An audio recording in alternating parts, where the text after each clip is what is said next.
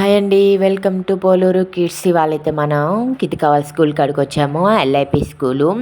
వాళ్ళది ఇవాళ annual day function ఉందండి. ఈ పిల్లలందరూ డ్యాన్స్ ప్రోగ్రాంలో ఉన్నారు. అందుకే పట్టుపావడ జాకెట్టు వేసుకొని రెడీ అవుతా ఉన్నారు. అందరు స్కూల్ కాడికి వచ్చే రెడీ అవ్వాలని చెప్పారు.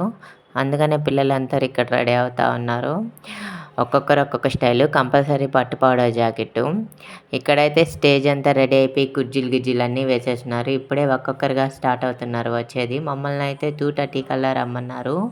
ఎందుకంటే చిన్నపిల్లలు కదా, రెడీ అవ్వాలి కదా, లేట్గా రెడీ అవుతారని. ఇక్కడైతే మా చాతుర్యకి పాపం దానికి ఏం తోచట్లేదు. అక్కేమో రెడీ అవుతా ఉంది. వీళ్ళు ఫోటో అయితే తీసుకుంటున్నారు ఫ్రెండ్స్. దాని తర్వాత స్టేజ్ అయితే ఎక్కేశారు. ఫస్ట్ ఎల్కేజీ పిల్లలదైతే ప్రోగ్రామ్ అయిపోయింది. వీళ్ళు యూకేజీ పిల్లలు. ఈ సాంగ్ కోసం, ఇది బతుకమ్మ సాంగు.